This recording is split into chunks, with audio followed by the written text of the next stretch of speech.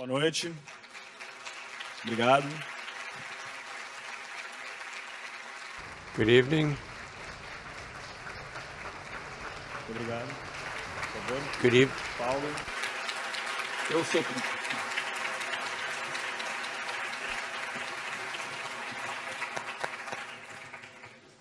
Muito bem. Nessa noite de quinta, a gente tem a nossa mesa 4, Paraty, Veneza, no Atlântico Sul. É a mesa de arquitetura da Flip, que desde a edição 2013 ganhou um lugar fixo na programação. E a gente está com o nosso grande arquiteto brasileiro e um grande crítico italiano conversando sobre a mediação do Guilherme Wisnik, que é crítico de arquitetura, professor de arquitetura e arquiteto também. Essa mesa está sendo transmitida para os telões externos aqui em Paraty e também pela internet via streaming. Quem quiser fazer perguntas, pode fazer aí por esses papeizinhos que estão distribuídos e a nossa equipe vai repassar aos autores. Muito obrigado. Vamos lá.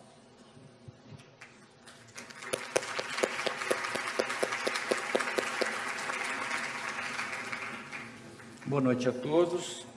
Eu vou fazer uma rápida introdução. Eu queria, antes de tudo, dizer que, para mim, é uma grande honra e felicidade estar aqui, presente, mediando essa mesa, em companhia desses gigantes da arquitetura mundial. E queria também felicitar a Flip, a organização da Flip, por estar cada vez mais incorporando a arquitetura dentro do seu espectro de temas, né? Considerando justamente a arquitetura não como um campo especializado, mas como uma possibilidade de uma porta de reflexão para o tema da cidade, que afinal é tão crucial, tão fundamental, tão urgente e contemporâneo e cada vez mais todos reconhecem. Então, dito isso, né, nós temos aqui duas grandes figuras que são capazes de refletir sobre a cidade, mas não só sobre a cidade como um aglomerado de casas e de ruas e de edifícios públicos, mas, sobretudo, também, e acima de tudo, como um discurso, né? A dimensão discursiva da cidade, o que é fundamental, e eu acho que isso tem tudo a ver com uma festa literária. Então, Francesco Dalcò é um dos mais importantes reconhecidos historiadores e críticos de arquitetura do mundo hoje. Professor no Instituto de Arquitetura da Universidade de Veneza, com passagem também longa por outras universidades, como Yale, nos Estados Unidos, ele foi diretor e curador da Bienal de Arquitetura de Veneza e é diretor de publicações da Electa Mondadori, além de editor da revista Casabella. Tem estudos e publicações sobre inúmeros arquitetos importantes no mundo, tais como Carlo Scarpa, Tadao Ando e tantos outros, além de ensaios de referência sobre urbanismo, com destaque para o livro coletivo A Cidade Americana. Paulo Mendes da Rocha é um dos mais importantes reconhecidos arquitetos da atualidade, vencedor do prêmio Mies van der Rohe em 2000 e do prêmio Pritzker em 2006, é autor de obras-chave das nossas cidades, tais como o Museu Brasileiro da Escultura, o ginásio do Clube Atlético Paulistano, a reforma da Pinacoteca do Estado, todos em São Paulo, o Pavilhão do Brasil na Expo 70 em Osaka, no Japão, e tantas outras obras construídas e não construídas, e sobretudo aqui eu queria ressaltar outras de escala territorial, né? Como, por exemplo, a cidade Porto Fluvial do Tietê ou a reconfiguração da Baía de Montevidéu. Bem, me parece que o encontro desses dois grandes pensadores aqui hoje se dá a partir de uma mútua afinidade e admiração entre ambos. São pessoas que compreendem muito bem e, por isso, nos fazem compreender melhor, a partir de posições sempre claramente de esquerda, a conexão necessária entre técnica e humanismo. figurando as cidades como grandes conjuntos discursivos, como eu tinha dito. Daí a relação de imbricamento que se dá na proposição feita aqui para Flip entre arquitetura, paisagem e navegação, né? Portanto, a cidade como discurso, a cidade como fluxo, fluxos materiais e imateriais. Muito bem, então eu passo a palavra primeiro ao arquiteto Paulo Mendes da Rocha. Va bene così. Bem, é uma honra e um prazer imenso estar aqui, apesar da dificuldade. E justamente por essa razão que já Guilherme Wisnik esboçou da crítica e do trabalho na Faculdade de Arquitetura da Politécnica de Veneza, feito pelo Dalcó, no sentido que, se eu estive com grande espanto, com grande emoção e espanto, um certo momento, na cidade de Veneza, essa Veneza convocada para essa provocação, Paraty, Veneza, é a Veneza discursada, a Veneza contada na sua história por Dalcó, que faz ver a possibilidade de nós, americanos, diante da questão que se deu dos fatos monumentais que se deram com as chamadas navegações em torno de 1500, 1600, uma época em que Veneza, etc. A grande questão é que o que comove a nós todos, em primeira instância, é uma consideração que se faz quando surge a presença da natureza como a essência da ideia do nosso trabalho, digamos. Porque não se trata simplesmente dos recursos da natureza, porque é tudo que temos, mas se trata de uma reflexão que, historicamente, na formação do gênero humano, fez com que compreendêssemos que ela, por si, a natureza, não seria habitável. Nenhum de nós vive na simples natureza. E que teríamos que compreender a natureza não como paisagem, mas como um conjunto de fenômenos que teríamos que enfrentar e usar como ferramentas, instrumentos de transformação nessa natureza, sobre essa própria natureza, para que pudéssemos habitá-la, para se tornar habitável. É nesse sentido que pode ser muito interessante essa leitura, um tanto que se chama, eu tenho impressão, leitura comparada de Paraty e Veneza, pela seguinte questão. Nessa fantástica aventura, então, de construir o habitat humano na natureza, que por si não é, surge uma indagação muito curiosa, que eu chamo a atenção, se os senhores estariam de acordo que surge essa indagação. Entretanto, por que nesse lugar? Justamente por tudo aquilo que é visível, em primeira instância, não é próprio para que se faça uma cidade? Um confronto das águas com o mar, que fazem tudo muito fluido, muito frouxo, lamas, mangues, algo que não sustenta uma simples casa, como, entretanto, aí construímos uma Paraty e construímos uma Veneza. São ideias sobre, então, que os nossos projetos vão muito além da simples possibilidade material espontânea, digamos assim. A cidade surge como um projeto, no sentido da palavra, dos mais altos desejos e necessidades humanas. Os navios que chegavam aqui E surge o navio, portanto, já como um engenho extraordinário. Esses navios que chegavam aqui, pode-se fazer as seguintes reflexões quanto à monumentalidade desse feito humano no processo de transformação da natureza. Os ventos estavam aí como parte do universo, há bilhões de anos. As estrelas também. As águas e os mares também.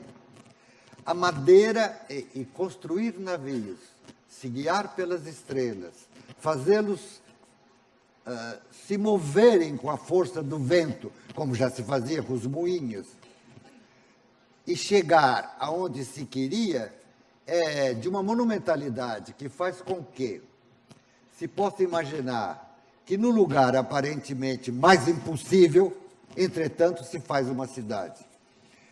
Se me perdoa o Francesco pela simplicidade da reflexão ou reduzir as questões puramente fundamentais, quando a questão é muito mais complexa, mas essas navegações no 400, no 500, no 1500, 1400, começavam a trazer nesse berço da civilização nossa, chamado ocidental, que é o Mediterrâneo, riquezas, preciosidades, fossem essências, sementes, sedas, fossem novidades, notícias da África, de tudo aquilo que seria a frente do continente africano para esse mesmo Mediterrâneo.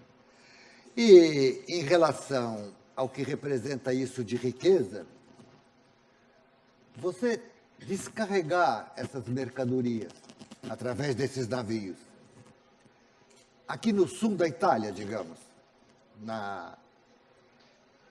no espaço da Itália, por aquilo tudo em lombo de burro, em carroça, para transportar para o centro comercial da Europa, aquilo se perdia. Se eu pudesse fazer os navios chegarem no coração da Europa, eis Veneza. Pelo Adriático, você chega, mas chega numa porcaria de território instável, numa lama, e se faz aquilo que sabemos que está lá, os canais, a consolidação do território, e se constrói essa Veneza com uma força, enquanto cidade discursiva, sobre os feitos humanos, de caráter político, comercial, técnica, desenvolvimento das técnicas, o famoso arsenal de Veneza, os navios, o aperfeiçoamento disso tudo.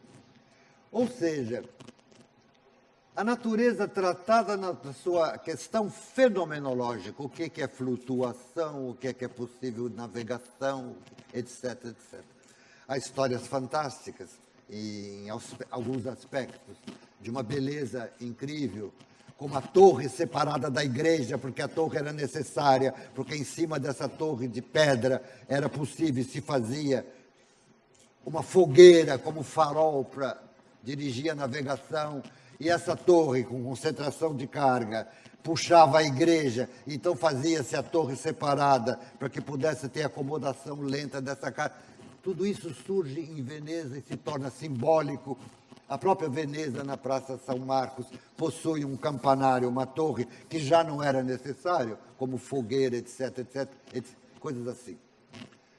Eis que surge, e para nós é muito além de tudo, enquanto discurso dos feitos humanos, comovente, a América. Porque vamos pular episódios e falar de tudo que sabemos já ao mesmo tempo, digamos. Uma reflexão convocativa. Hoje se vai a outros planetas, se não se vai diretamente com o corpo, se vai a estações orbitais fora do planeta. Há um pequeno engenho do tamanho dessa jarra que está em Marte, mandando notícias. Todos nós sabemos disso. Se vê na televisão. Quando as naves, em 1500, vieram para cá, o cientista que disse que o mundo era assim, possível de ser circunnavegado, e era um pequeno calhau de matéria girando, desamparado no universo, mas, digamos, não tanto desamparado, submetido às leis da mecânica celeste. Esse cientista que disse isso foi condenado à fogueira. Parece que hoje é um pouco diferente. Se dá o prêmio Nobel, $1 milhão ao cientista que diz isso. Ou seja, quem somos nós e como pouco a pouco viemos nos tornando o que somos. Eu não queria me estender muito para nós podermos debater um pouco, mas esses são os horizontes que faz com que se compare, ou se faça uma leitura comparada, nas aventuras humanas, com a descoberta da América. Como surge aqui, então, também, uma Paraty?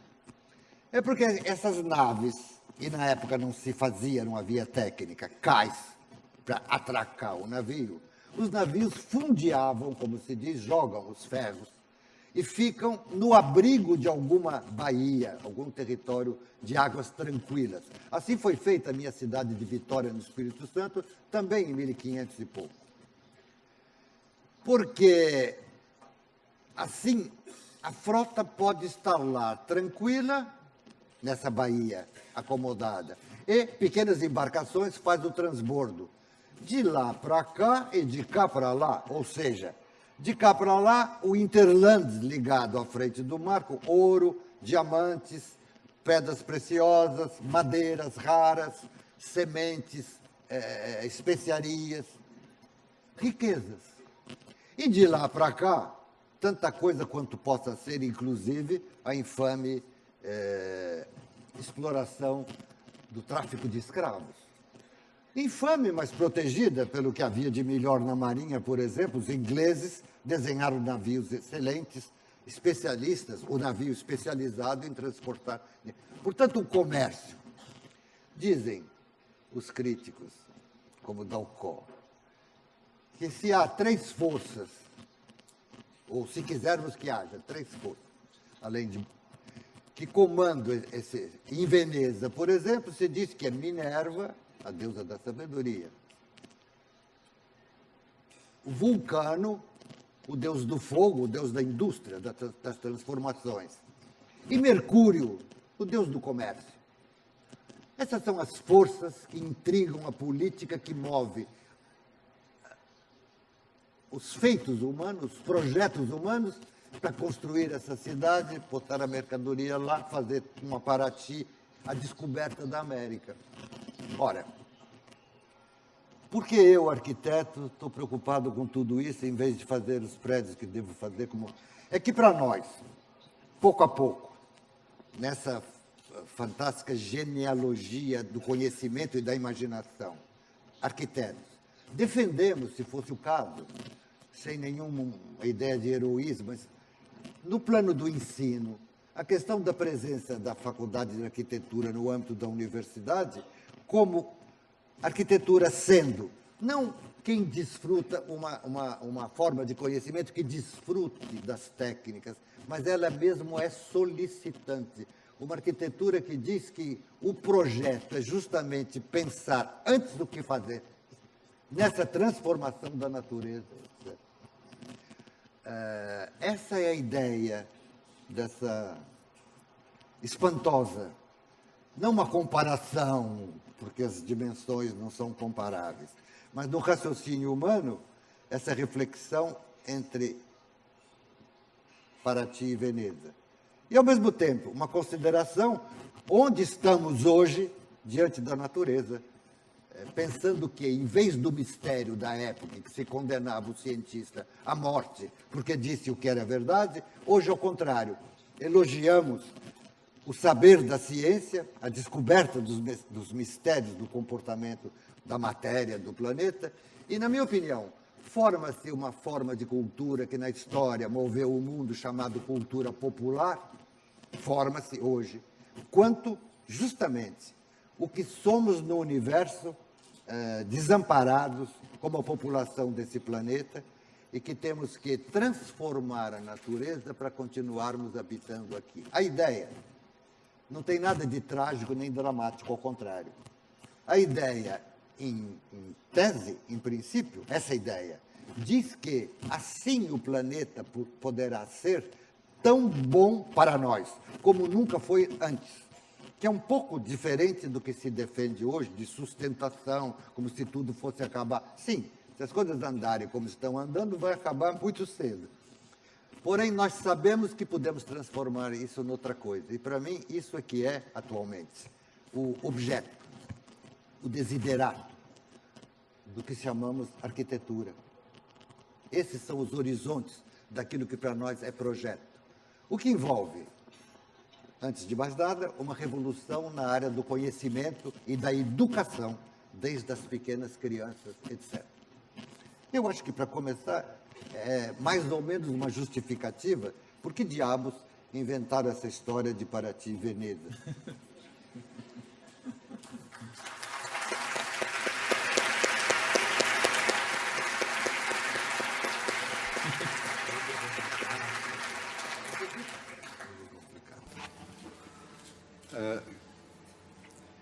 Come si dice in portoghese? Como é que se diz em português? Desculpem, eu não falo português. É muito difícil responder a perguntas como essa aqui, que estão sendo colocadas hoje. A comparação entre duas cidades que têm duas histórias, que têm duas formas tão diferentes como são Veneza e Paraty. Mas antes de falar sobre esse tema, antes de tentar seguir as sugestões feitas pelo Paulo hoje à noite, eu também gostaria de agradecer pelo convite de estar aqui hoje, por ter conhecido essa cidade belíssima e ter encontrado esses grandes amigos. Como vocês devem ter entendido na conversa do Paulo Mendes da Rocha, o conceito aqui é central, ou seja, o que é habitar nesse mundo? O que quer dizer a ideia que orienta essa nossa forma de viver nesse mundo? Que é uma ideia que nasceu com os antigos gregos, muito distantes de nós, segundo a qual nós caminhamos na direção de um futuro que tem um nome, que é o progresso. E é disso que nós falamos brevemente, falando sobre a natureza da cidade onde eu vivo, Veneza.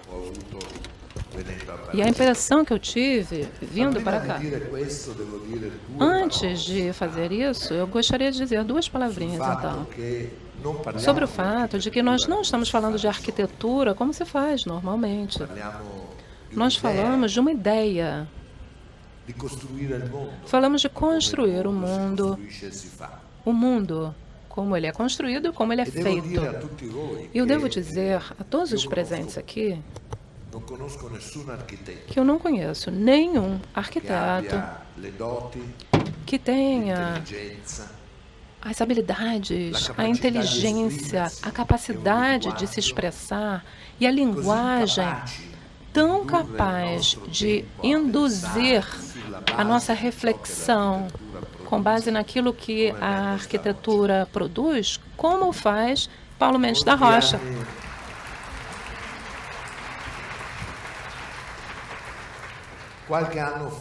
Alguns anos atrás, agora é uma lembrança pessoal, tá certo? Espero que vocês me permitam isso. Estive em Istambul. E durante a cerimônia para a entrega do Prêmio Pritzker ao Paulo, eu lembro muito bem, porque Istambul é uma cidade linda.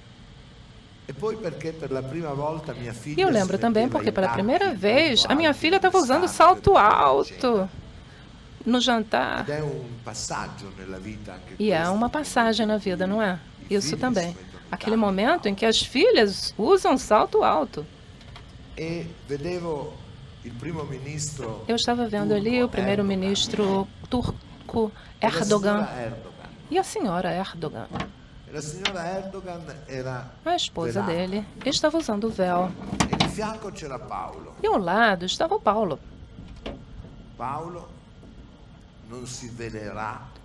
O Paulo nunca usará um véu.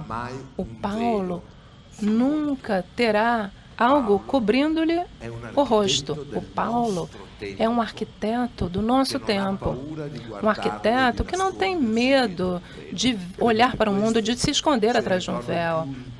Eu acho que essa é a lembrança mais importante que eu tenho daquela noite. Bom, agora voltando para Veneza. Tudo aquilo que o Paulo disse È scritto a Venezia. está escrito em Veneza. Vocês certamente devem lembrar do soneto 43 de Shakespeare. Shadows, shadows of my shadows. Shadows of my dreams. Shadows of my dreams. You are the shadows of my dreams. Vocês devem lembrar desse soneto fantástico, não é? Shadows of my shadows. Esse soneto é de 1598. Era stato scritto da un Ele italiano tinha sido escrito por um italiano, Petrarca, 300 anni prima. 300 anos guardava antes. Petrarca. Shakespeare olhava para Petrarca e com Petrarca Quella stagione straordinaria começa che si então chiama aquela estação umanesimo extraordinária que é o humanismo italiano. quella luce che ha illuminato il mondo. Aquela luz que iluminou o mundo. In uno dei più belli scritti di Petrarca, Num dos trechos mais belos de Petrarca, fala-se de Veneza. e Petrarca dice: E Petrarca diz o seguinte: "L'impossibile nato é o sull'impossibile". impossível nascido da impossibilidade. O impossível nascido da impossibilidade. Eu Questa è repito. Venezia, Essa é Veneza. città impossibile, Uma cidade impossível. nata in un luogo impossibile. Nascida num lugar impossível. Perché Venezia è Porque la Veneza é dimostrazione assim. che solo É a demonstração de que trasformando apenas la natura transformando continuamente continuamente, a la natureza, diventa abitazione só del assim mondo. a natureza torna-se La moradia natura para os non homens. trasformata, A natureza não la transformada, natura che non conosce a natureza que não conhece o projeto, non è nemmeno capace essa di natureza parlare ai não nostri consegue sentimenti. sequer falar aos nossos Solo sentimentos. se a natura è confrontata Só quando a continuamente natureza con la nostra se capacità di confronta continuamente com a nossa capacidade de transformar, só então a natureza torna-se também beleza. Ma la natura di sé, Mas a natureza, por si só, não é bela. la natura è bella A natureza perché é si bela confronta con noi. porque ela se confronta, se compara com aquilo que nós fazemos Questa è continuamente. Venezia, Essa é Veneza. una impossibile costruita sulla É algo impossível impossibilità. construído em cima da E dopo è impossibilidade. vero, E depois, bom, é claro, Paulo tem toda a razão. questa città, Mercurio, Nessa cidade, Minerva, Mercúrio, Marte, Minerva, Marte hanno costruito construíram e hanno costruito e construíram ciò che noi oggi aquilo que guardiamo, nós hoje fatta di olhamos e infinite vemos differenze. que é feito de diferenças Quello che è infinitas. terribile del nostro mondo, O mais terrível no nosso mundo, no mundo dos turistas, do turismo em massa, daqueles que vão para Veneza como se estivessem num sonho, e não veem que Veneza é feita de conflitos, di scontri, conflitos, confrontos, conflitos, basicamente. tutte le città sono fatte di Todas as cidades são feitas de conflitos, conflitti degli interessi, conflitos de interesse, conflitti dei commerci, conflitos de comércio, interessi e dei poteri, conflito delle religioni. entre interesses, poderes e religiões. conflitti.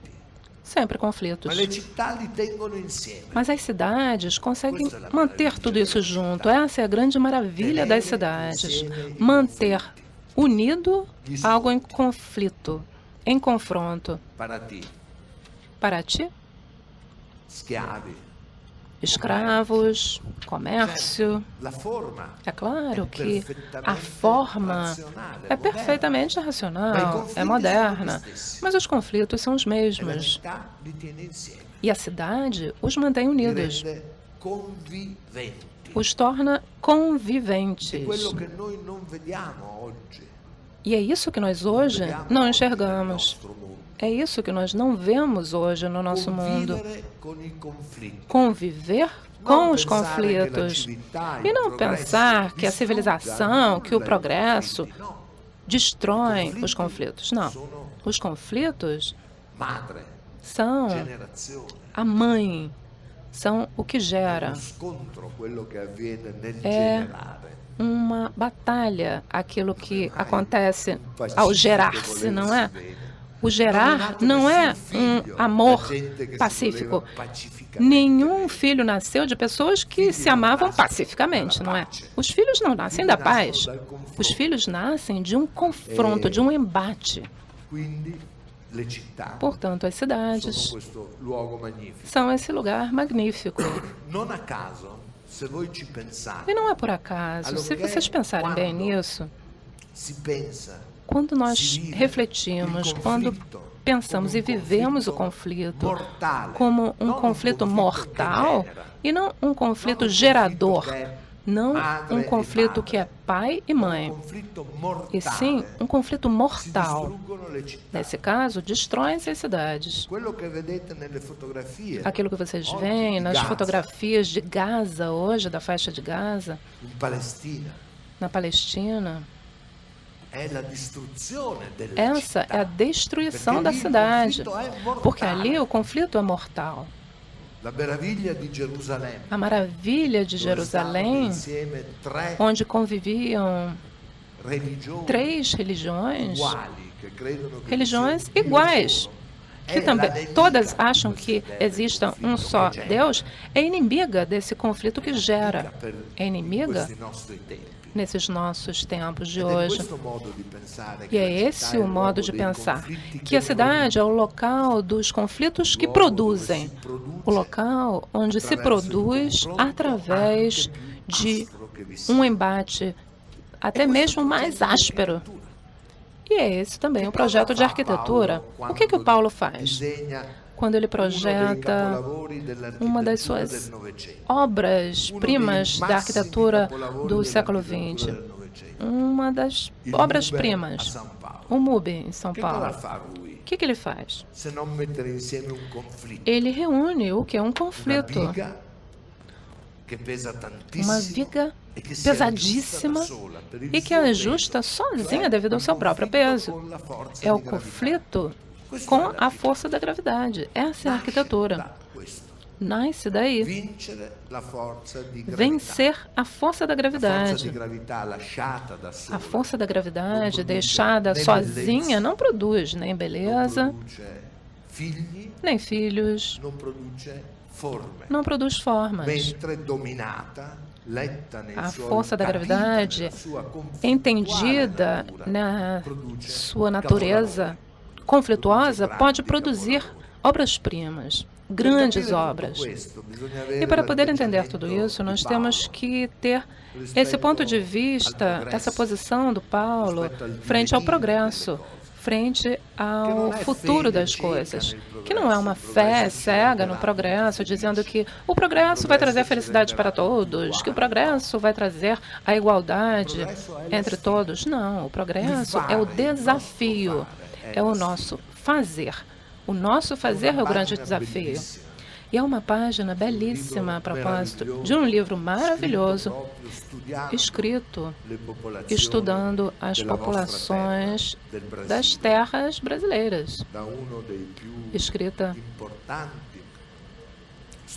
por um dos maiores estudiosos do século XX, Claude Lévi-Strauss. Nesse livro, que em italiano se chama Raça e História, há um trecho ali maravilhoso que explica o que é o progresso. O progresso, aquilo que nós fazemos, aquilo que nós conquistamos, é como jogar com os dados, não é? Jogar os dados numa mesa. Nem sempre o resultado será aquele número que vai levar à vitória. De vez em quando poderá acontecer. E é assim também com o progresso. De vez em quando, o progresso nos liberta, mas com frequência ele nos tira alguma coisa. che siamo Mas nós, arquitetos, que projetamos, que pensamos que o mundo é habitável apenas se nós o tornarmos habitável, nós temos que ter fé naquela oportunidade única que os dados vão produzir, produzindo um sucesso naquele momento. Obrigada.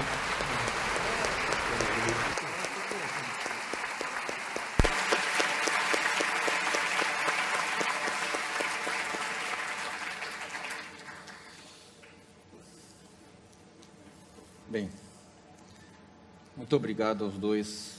Maravilhosas introduções para começo de conversa, já muito mais do que introduções, já conversa avançada. Cabe a mim jogar a bola de novo para vocês. Eu queria dizer, muito a propósito do que foi comentado aqui, uma das imagens que eu já ouvi o Paulo fazer sobre esse tipo de reflexão que estamos tratando agora, e que para mim é uma das mais eloquentes, é quando ele toma uma canção que é uma das canções mais conhecidas da música popular brasileira, o Corcovado, do Tom Jobim. O Corcovado é a pedra onde está o Cristo Redentor. Então tem um verso na canção que diz: da janela vê-se o Corcovado, o Redentor, que lindo. E todo mundo pensa na maravilha do Corcovado. E o Paulo, quando comenta esse verso, ele fala: a maravilha é a janela.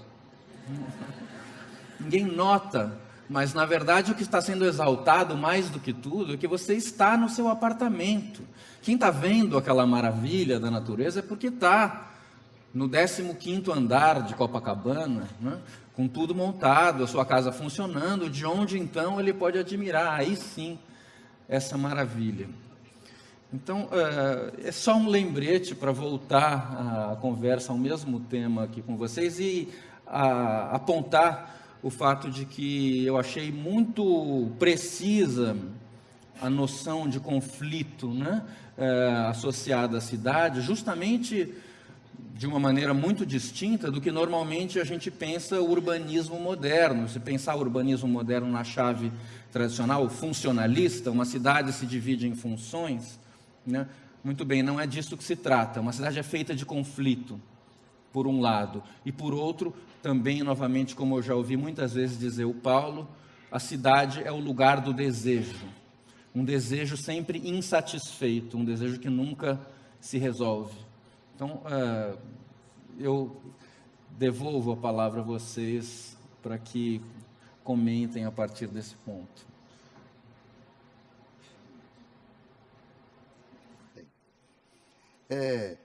No caso, para mim, é muito bem lembrada essa história da janela ver-se o mar, o Redentor político. Porque a ideia de que se vê da janela está elogiando não o Redentor, o Cristo, mesmo o Pão de Açúcar, o Corcovado, está se elogiando a cidade. Não é possível uma janela. Suponhamos que alguém estivesse há 5.000 anos atrás, enquanto náufrago, na praia da cidade que não existisse, naquele lugar, olhando aquela pedra, não ia achar nada de lindo, estava louco para ver se alguém descobria e salvasse. A graça é que você está na janela da sua casa. É isso que... Mas a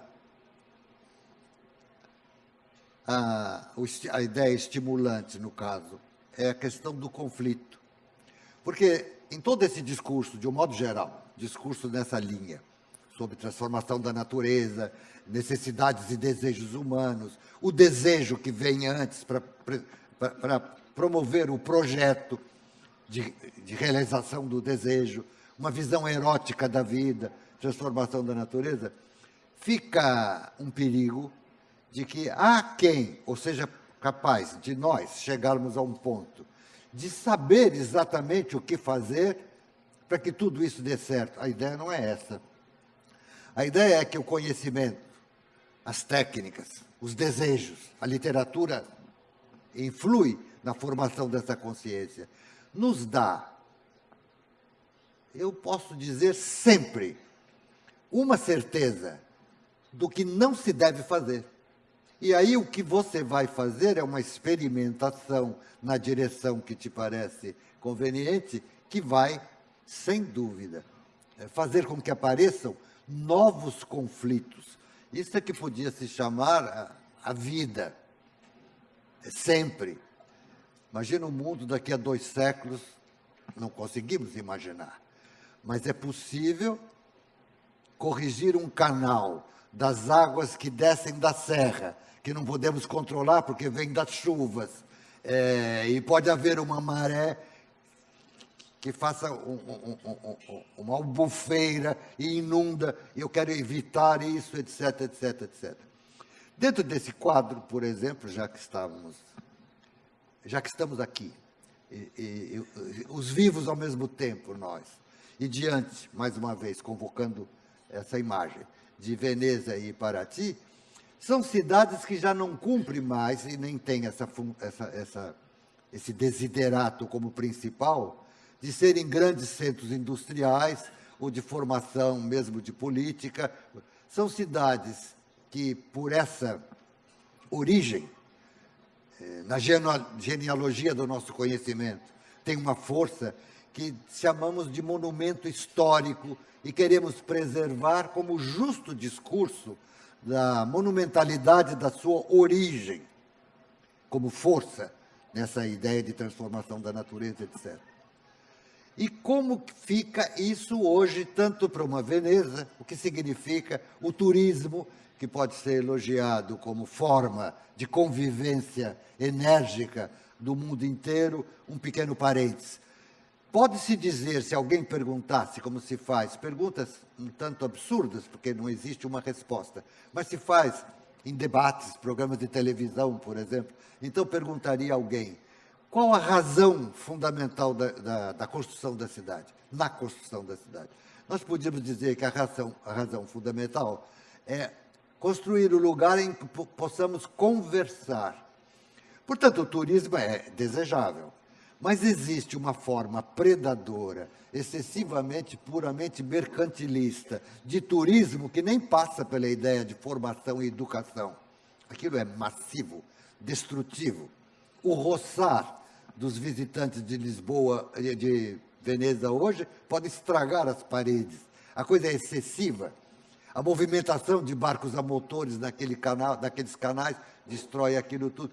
Como fazer isso? A própria Veneza, em Veneza propriamente, neste momento, se executam obras de grande porte de contenção das marés, etc., etc., convocação da engenharia, para que aquilo possa se conservar como monumento histórico, mesmo que Veneza tenha que se transformar, digamos, à la Kensutang, o famoso projeto do seu Kensutang para a Baía de Tóquio. Uma nova Veneza que ocupa a imensa laguna vêneta, com um outro desenho que não seriam palácios dentro d'água. Que desenho seria? Por isso que eu convoquei o Kensutang, não que seja aquele projeto, mas aquele tipo de ideia de construir dentro d'água. Coisas assim. Ou seja, e a nossa Paraty, nessa frágil América Latina. Porque os projetos, o que faríamos para podermos gozar com outro uso como esse, encontros, congressos, teatro, música, cinema, como construir um novo inexorável para que isso viva, mantendo uma parte que é esse tesouro, como fazer com o rio, o canal. É aí que continuamos parceiros da mesma questão de, por outras razões, continuar transformando. Agora, não só a natureza, mas a natureza já com aquilo que fizemos antes, e que, entretanto, como notícia, queremos conservar como literatura, como discurso. A arquitetura é um discurso sobre o conhecimento. Como manter esse discurso claro, evidente, vivo? Naturalmente, não basta só a aparência, tudo que estamos dizendo implica, desculpe, ir assim para lá e para cá, mas como se fossem parentes, na essência dessa questão, está do ponto de vista de uma revolução atual, ou seja, transformações que deveriam ser muito rápidas. Uma revisão mundial sobre a questão da educação, o que se ensina nas escolas. Não doutrinas de verdades, mas física, comportamento da natureza, coisas que qualquer criança compreende com mais facilidade, porque é evidente, mecânica dos fluidos, peso, prumo, é mais fácil compreender do que o que seja o Pato Donald, ou um coração em isopor para o Dia das Mães. Isso é uma abstração. Não sei como uma criança não fica louca.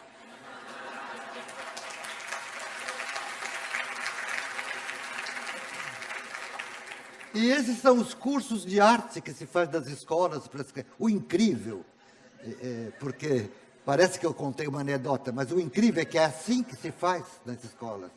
Se engana as crianças como se fosse jesuíta na frente dos índios para dominá-los, para que calem a boca e não incomodem. A não ser um gênio ou outro, é uma traição dessa ideia de erotismo da vida, que só pode ser feito pelo conhecimento, que só se goza algo quando se sabe o que está fazendo. Não é? Uma coisa é você ver se o fogo está no bom ponto, porque você sabe o que vai fazer, outra coisa é queimar a mão. Tudo isso faz com que nós possamos imaginar, não uma ideia de doutrina que mostra o que é certo, o que é errado, porque se não pode mostrar o que é certo, nós sabemos o que pode ser errado.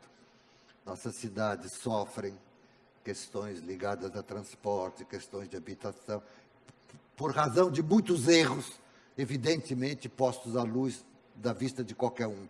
Isso deve ser dito com clareza como quem ensina, não como quem doutrina. Porque a graça do ensinar, na minha opinião, que de fato nos toca, é quando aquele que, seja como for que organizemos as coisas, mas tem naquele momento um certo destino de ensinar, não diz, mas pergunta de uma forma instigante. Não é quem diz como são as coisas que ensina, é quem pergunta adequadamente aquilo que naquele momento, essa é a questão. E aí, a história mostra que há formas, com a nossa capacidade de conhecimento, de transformar aquilo num novo problema, porém muito mais estimulante do que preservar no erro. Para mais ou menos dizer que, sem pretender compreender a profundidade do seu discurso, que você é um crítico que tem uma bagagem que talvez eu não tenha, mas que a questão do conflito, sem dúvida, vai ser para sempre. Para sempre.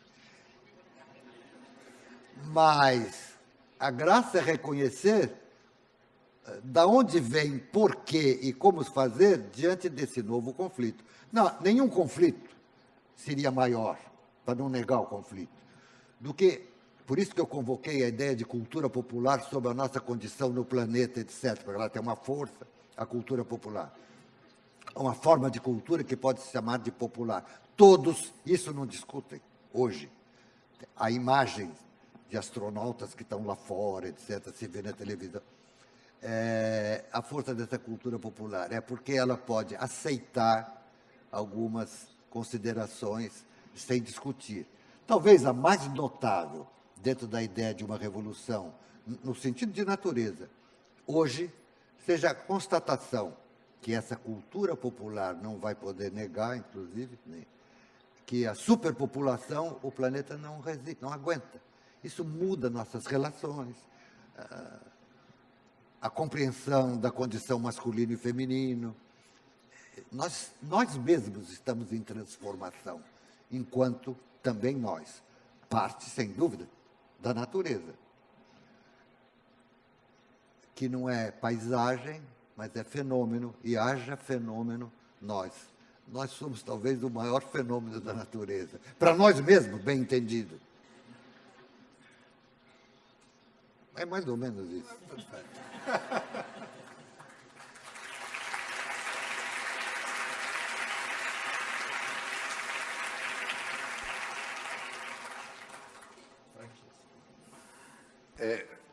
Raccontare le storie come fa Paolo Contar histórias da forma como Paulo faz é impossível. ma c'è un'immagine molto bella. Mas Se tem voi uma guardate imagem ali muito bonita. Se vocês olharem o livro de Mônica Gilli sobre a obra do Paulo, vocês verão ali no começo uma imagem evocativa di quello que voi evoca dicevate, bem aquilo que vocês diziam da imagem vista da janela do Rio de Janeiro. che sono riprodotti Os desenhos reproduzidos no início desse livro representam justamente gaivotas voando. La finestra è A un janela piccolo spazio, é um espaço pequeno. quello che quegli aquiloni rappresentano. Aquelas gaivotas representam a capacidade de ver as coisas do alto, de destacar-se, de separar-se da contingência, daquilo que é hoje, Si vede da daquilo que se vê daquela janela. andando in alto, Indo para o alto, cosa voando, cambia. as coisas E mudam. anche il tempo cambia. E até o tempo muda. Cambia O tantissimo. tempo muda muito. Il tempo chiuso in una finestra non O è il tempo fechado numa janela não é o tempo percebido pallone, com asa delta ou por uma gaivota que está voando. Não, é il diferente. tempo del progetto O di cui tempo do parla Paolo projeto è de il que o tempo Paulo degli fala aquiloni, é esse tempo dei giochi semplici, dos jogos delle cose più simples, semplici, das coisas che mais più simples, permettono di guardare in mas que prospettiva la permitem realtà, ver a realidade em perspectiva. guardarla dall'alto, Olhar do alto, guardarla da lontano. de longe. Ma tutto ciò presuppone una Tudo isso pressupõe radicale semplicità. uma simplicidade radical. Parliamo un po' di architettura. Agora vamos falar de arquitetura. Less is more, Less diceva is Miss more, van der Rohe, já dizia e Miss sosteneva che il Van buon der Dio Rohe, vive e nei dizia que dettagli. o bom Deus vive nos detalhes. È un'idea sbagliata, Mas é uma ideia errada. è un'idea sbagliata. Sim, é uma ideia Il buon errada. Dio non vive nei dettagli, vive nell'architettura. Ele vive não nos detalhes, mas na arquitetura. Na arquitetura que sabe fazer os detalhes. I dettagli non sono qualche cosa Os che si detalhes aggiunge não são algo que se acrescenta à arquitetura, sim são parte da arquitetura. Se vocês forem ao MUBI, I dettagli del o Mube. Museu Brasileiro de Escultura, em São Paulo, estudem os detalhes. Ti esonera dal frequentare qualsiasi Ali, corso in una facoltà você, di architettura mesmo não fazendo del 95% faculdade de arquitetura, delle città del mondo. 95% das cidades do mundo, isso não vai te dar esse conceito. Isso tudo faz parte da arquitetura. Não tem diferença entre detalhe e arquitetura, não é, Paulo? Essa é a beleza do MUBI, eu acho. E questa semplicità, É a simplicidade. radicale semplicità, Essa simplicidade si ottiene radical, solo quando sei capace que é di obtida guardare il apenas mondo quando se dall'altezza consegue degli olhar para o mundo lá de dall'alto cima. Lá de cima, como se você estivesse voando num asa delta. che Esse Paolo é o ci dà. dom Così come que Paulo nos con dá. grande semplicità ci parla Com del grande simplicidade, problema ele fala também do problema colocado aqui, Paraty e Venezia. comparando Paraty e Veneza, dizendo que vivem juntos. 23 milioni Em Veneza, há 23 milhões de turistas que visitam a cidade por ano. 23 milhões de turistas. cosa consumano, O que eles consomem? cosa distruggono, O que eles destroem? ma soprattutto che cosa Mas vedono. principalmente o que eles veem. Che cosa Essa é a vedono questão, não é? quest'uomo? O que eles veem? Se non sono educati, come diceva Se eles não Paolo, forem educados, se como dizia la nostra Paulo, società continua a se a nossa pensare sociedade che il continuar passato sia pensando solo uno que o spettacolo, passado é apenas um espetáculo, e non il passato invece il maestro che ti se não insegna ver appunto que che tutto il ali mondo você tem um nasce professor da que te ensina que conflitti. todo o mundo Guarda che a nasce Venezia a partir de incontri in ogni conflitos. strada, in ogni As luogo, pessoas come que qui a você Paraty. vê em qualquer rua, em Veneza, assim como aqui em Paraty, são conflitos, escravos, comércio, conflitos de poderes, etc. Voi vedete, c'è un momento Vocês devem entender que é um momento in Occidente, no qual, no Ocidente, adesso in tutto il mas mondo, diria que também no mundo si todo instaura un rapporto se con il instaura passato, uma relação com o in cui il passado, passato è na solo qual o uno passado spettacolo, passa a ser apenas um espetáculo. è solo un momento di Passa a ser lenimento della nostra um nostalgia. momento em que nós cedemos à sensação de nostalgia. E é um monumento que representa muito bem isso. Idiota E a coisa mais estúpida, mais idiota, mais burra que já foi construída nos últimos 30 anos. è una piramide di vetro É uma pirâmide de vidro messa nel centro colocada no di quello che centro era il giardino do que della era casa antes dei o re jardim di Francia, da per Casa dos accogliere Reis de turisti. França, para acolher La turistas. piramide di vetro del Essa Louvre, pirâmide de che è vidro un do ingresso Louvre, al museo, que serve para a entrada ao museu, dove si usa la figura della piramide onde se usa a figura da per entrare pirâmide, in un museo Para entrar dove num c'è la museu, diga di Samotracia, onde vocês têm un presidente megalomane, imagens e esculturas antigas. arquiteto É ignorante um arquiteto megalômano, poteva pensare. ignorante, Em più, la americano. pirâmide, Só ele Paulo, poderia ter come pensado sai, nisso. é de E essa pirâmide é de vidro, Paulo. É de Não é? vidro. Ela é de vidro, não é? Di vetro. Além do mais. L'originale. Como a original, não é?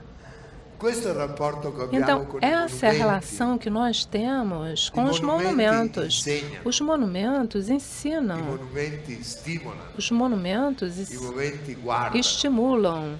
Voi Vêm. sapete, il più grande monumento, Vocês devem saber que o maior spesso monumento, gli storici della muitas vezes architettura os históricos inglesi, da arquitetura inglesa, americana. ou americana até, tuttavia, quelli che parlano male la lingua di aqueles que Shakespeare, falam mal a língua de Shakespeare, tá bom? perché un americano non riesce a leggere, Porque o americano não consegue ler um soneto de Shakespeare. Peraí. un inglese non riesce a leggere Um inglês não consegue ler um perché soneto la de lingua Shakespeare, non la sa. porque não conhece a língua. Não conhece. Questi inglesi che amano Então, dividere esses il ingleses que mondo adoram dividir o mundo époche, em épocas, raccontano eles dizem e che contam l'umanesimo, que o la humanismo, grande rivoluzione aquela dell'umanesimo, grande è nata a revolução, Firenze, nasceu em Florença, quando Brunelleschi ha quando costruito una Brunelleschi grande cupola. construiu aquela cúpula. E lì, secondo gli inglesi, E ali, inizia um segundo mundo os nuovo. ingleses, começa um mundo I mondi novo. sono sempre antichi. Os I mondi mundos diventano, são non sono antigos. mai nuovi. Eles Gli tornam-se, inglesi nunca lo são credono. novos, mas os ingleses acreditam que são. E in questa cupola Nessa cúpula, vedono un'idea nuova di spazio, eles veem uma ideia Ideia nova nova de de estrutura. espaço, de estrutura un'idea nuova di tutto ciò che è nuovo. e de tudo aquilo que é Mentre in realtà novo. l'antico più antico è Quando na difficile che ci realidade sia, tanto é vero che o noi mais o não antigo, sappiamo o ancora edifício come mais sta antigo insieme que la cupola di existe. Nós não Brunelleschi. sabemos como está a cúpula de Tuttavia é Brunelleschi. É enorme, gigantesca. é gigantesca. Ainda assim. Beh, guardate come questo Bom, documento Olhem só como é esse stato documento interpretato foi dagli interpretado pelos antigos. Prendiamo Vasari. Vamos conhecer, La pensar em cupola è Vasari. gigantesca.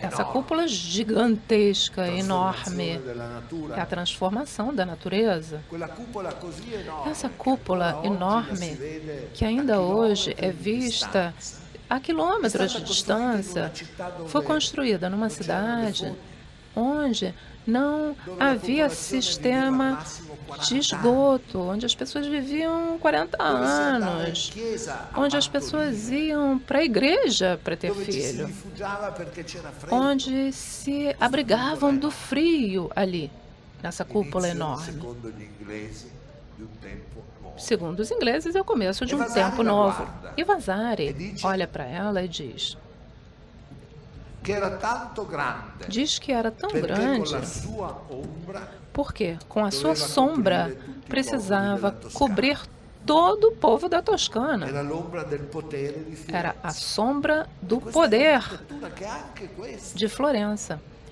É a Mas força Leon da Battista arquitetura Alberti também. Mas Leon Battista diz- Alberti diz: così grande tão grande che tutti i giorni que tutti i todos giorni, os dias, hein? Ele dizia, tutti i todos giorni os dias, gli dei, os deuses, non Dio, os deuses, gli dei, não Deus, la os conquista deuses, di Lampi jogam relâmpagos e trovões nela.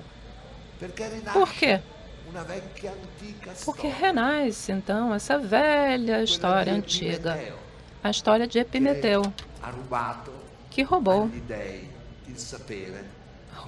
o saber dos deuses de construir essa coisa maravilhosa. E os deuses têm inveja do homem que fizeram isso. Tem inveja de Brunelleschi, por isso todos os dias jogam relâmpagos e trovões nessa torre. Enfim, vem essas duas interpretações que estão distantes 50 anos uma da outra, mostram o que é a arquitetura. A arquitetura pode ser o símbolo do poder, mas também pode ser o símbolo do fato que os deuses não existem. Existem só os arquitetos.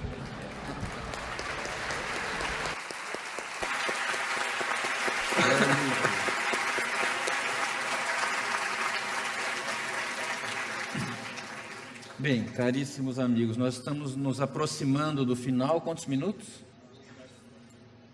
Mais? 5. Tá bem, e tem uma série de perguntas que chegaram, eu vou fazê-las e aí devolvo a palavra para que a gente encerre comentando-as de uma vez, né? A primeira chegou pelo site da CPFL Cultura. Essa pergunta vem do internauta Daniel, que pergunta se ainda vale a oposição entre a funcionalidade e a monumentalidade. Bom, e depois que ele fez essa pergunta, acho que esse assunto foi comentado aqui. De qualquer maneira, fica a pergunta. Tem uma pergunta que acho que é uma crítica ao mediador, eu vou ler, é o seguinte: a palavra esquerda na política se perdeu. Agora você vem falar em arquitetura de esquerda. O que é isso? Então, eu vou aproveitar e responder logo antes de ler as outras, porque essa acho que é muito interessante. Eu não acho que a palavra esquerda na política se perdeu. Discordo dessa afirmação. Eu acho que a palavra esquerda na política é cada vez mais necessária. E, diante disso, então, o que seria uma arquitetura de esquerda? Muito bem, acho que uma arquitetura de esquerda, uma arquitetura política, é uma arquitetura como essa que foi explicitada pelo arquiteto Paulo Mendes da Rocha, uma arquitetura que não quer exibir edifícios pela sua graciosidade monumental, isolada, individual, e sim que pensa a cidade pela monumentalidade da cidade, como uma rede infraestrutural ligada à natureza, como potencialização pedagógica, como educação e transformação em vista do bem público. Essa é uma arquitetura de esquerda na sua essência.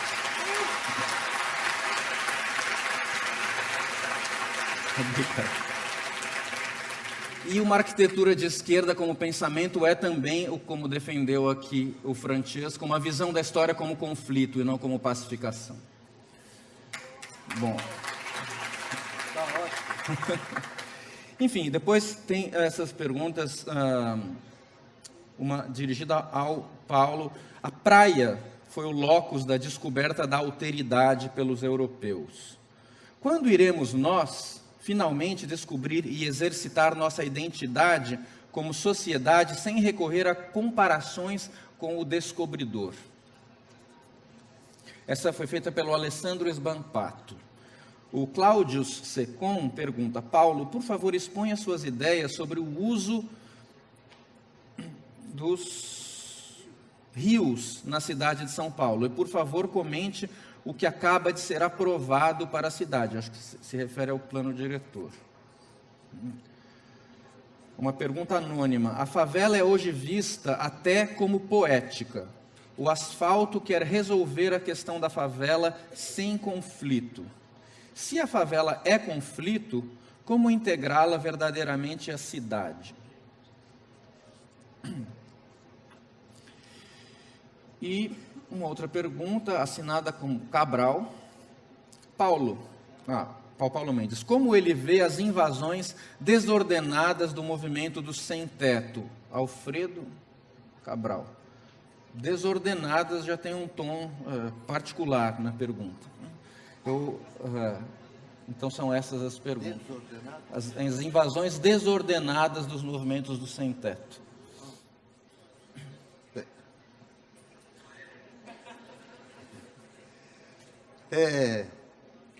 Eu não sei responder nenhuma dessas perguntas.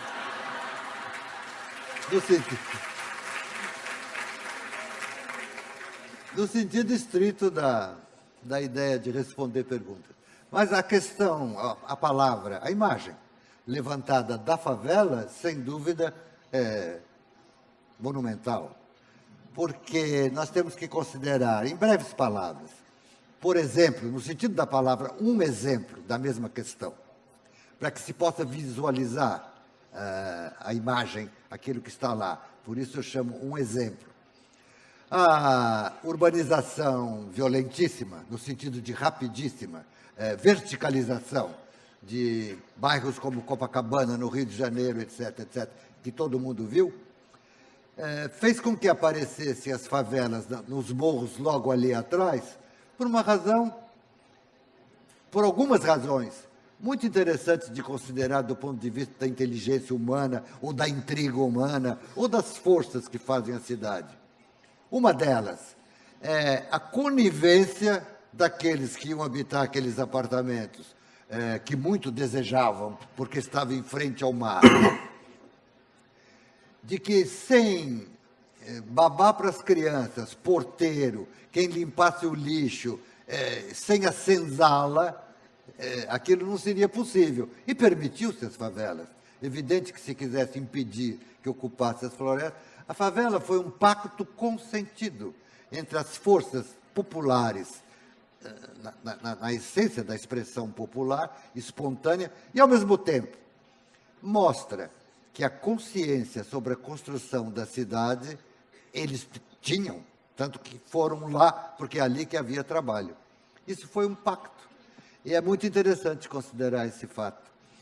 Tanto que, assim, num colóquio, talvez não com essa monumentalidade, mas numa conversa entre nós, digamos, suponha, como se aqui fosse fraturado em N botequins, se tivéssemos 3 ou 4 de nós conversando. As favelas entre nós, porque existe no mundo inteiro, eu vi favelas do trem, que passou por subúrbios, numa viagem que fiz entre Kassel e Berlim, literalmente na beira da via férrea, barracos e Berlim, hoje. Isso foi há 5, 6 anos atrás. Portanto, é a manifestação da consciência que a população, que por razões essas ou aquelas, no mundo inteiro, vive aflições, deslocamentos, de que a cidade é o lugar onde eles têm que ficar e constrói, com o lixo e com as próprias mãos, aquilo que está lá. O Rio de Janeiro, por razões de uma geografia, no caso, uma morfologia, montanhas, e fez com que quem especula com o negócio imobiliário prefere construir no horizontal, que é mais fácil, e abandona a dificuldade daquilo. Até certo ponto foi, felizmente, assim, porque hoje já está resguardado tudo, não se pode passar da cota 90, mas as favelas, antes de mais nada, exprimem uma força de consciência da população sobre a necessidade da urbanização e de habitar uma cidade, seja como for. Tanto daqueles que carregam o lixo e fazem aquela favela, constrói, como daqueles que consentem porque é uma forma de, na urgência, lascia passare uma solução totalmente conflituosa, mas criativa e maravilhosa. Não sei se dá tempo, mas eu queria muito contar uma história, eu vou fazer o mais rápido que eu posso. Eu tive um estudante que gostava de mim, não sei o quê, que foi para o Rio de Janeiro, eu estou falando de São Paulo. Ele foi morar, formou-se, foi para o Rio. Eu perdi o contato. Um dia, convidado para uma escola do Rio para fazer uma conferência, esse menino foi lá me procurar, assistiu à conferência e me procurou. Depois ele disse, você vai embora na ponte aérea, não tem umas 2 horas que eu quero te mostrar uma coisa, porque eu estou aqui no Rio de Janeiro trabalhando no serviço de favela, de reurbanização de favela, e tem uma coisa que eu quero te mostrar. E eu fui, e ele queria me mostrar o seguinte, uma velhinha, como se diz, que morava sozinha numa casinha. A favela possui pedreiros, operários, se ajudam. Ela pediu ajuda de um construtor, de um mestre de obra que habitava a favela, e ele fez o que ela estava pedindo. Ela tinha visto num terreno baldio uma geladeira Consul vermelha, e com aquele brasãozinho, que é uma coroa dourada, na porta. E ela pediu a ele que ela queria que botasse a porta da geladeira vermelha com a coroa dourada como entrada da casa dela. E ele fez, reduziu o sócolo da porta, tudo, corrigiu a porta para não ficar trancada, a fechadura. E a porta de entrada do minúsculo barraco, tu me capite? Do minúsculo barraco da casa dessa senhora, por projeto dela, com o lixo da cidade, era vermelha esmaltada, como uma Maserati, e com o brasão dourado da Consul. E se entrava como quem passa num navio de um cômodo para o outro, assim, e bate a porta, e bom dia, por favor, esteja em casa. Essa história é maravilhosa.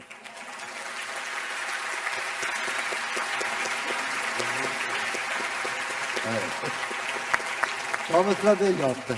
Maravilhoso. Francesco, a palavra final. Una palavra, una palavra finale, no. Uma È palavra difficile final, não, é raccontare difícil. storie belle come Ele tem histórias tão quelle bonitas, che não é? Paolo, ve l'ho già detto. Eu já disse, Ha é ragione, difícil. ha ragione. E ele tem razão, sim. Se voi andate a New York, Se vocês forem para Nova voi York, vedete un pezzo di New vocês York verão che è uguale um pedacinho de a tutti Nova gli York altri que é pezzi igual a delle grandi todos os città che pedacinhos viviamo. de grandes cidades que nós vivemos. Prada, Gucci, Louis Vuitton, Hermès, Museo Modern Art. Museu de Arte Moderna, etc. Mas é um espaço pequeno. Il resto sono Todo o resto grandissime favelas. È são molto enormes più favelas. E é muito mais dramático ali. La Muito favela mais. fa parte della As favelas são parte da nossa vida, são parte da nossa E cidade. ha ragione Paolo. E Paulo tem razão. Da questo che dobbiamo partire. Nós temos que começar ali. Un'immagine conclusiva ve la voglio dare Uma imagem su Venezia e de Veneza, Paraty. e a comparação Veneza-Paraty, eu gostaria de deixar para vocês agora. Hoje, passeando com o Paulo, hoje de manhã, junto com a Helena, Rui, Paolo mi ha fatto vedere un o Paulo me campanile di mostrou, una chiesa então, o campanário de dove uma mi pare igreja, sia un gaio. onde tem um galo, se não me Gallo, engano, mi ha não é? detto, vedi il gallo, E si ele disse, muove olha só o galo, così ele vai, se move, e indica il vento segundo a direção do vento, e mostra qual é o vento bom. Venezia, Em Veneza, forse nel più monumentale spazio talvez no urbano espaço che vi urbano sia, mais che è monumental que il Bacino di exista, San Marco, que é aquela bacia de São Marco, Palladio, Palazzo Ducale, entre o Palácio Piazza Ducale, San Marco, a Piazza eccetera. San Marco. C'è una piccola torre. Existe ali uma torre. Su questa torre non c'è E em un cima gallo, dessa torre não tem um c'è galo, un angelo, tem um anjo. ma l'angelo Mas si o chiama anjo, l'angelo della fortuna, o anjo da perché è fortuna, come il gallo di Paraty, porque é como o galo de indica Paraty. ai naviganti, a quelli Ele che servia partono para per indicar aos il navegadores, commercio, aqueles que la guerra, saíam para ir para a guerra, para as grandes viagens de navegação, indica se o vento é o vento bom, è buono. se a sorte Qui c'è un está, gallo, se está apontando para a sorte. E aqui tinha um galo em Veneza que era a mais anticlerical de todas as cidades, tanto que ela foi derrotada. abbiamo E ao messo invés de um galo, colocamos um ângelo. Olhem só.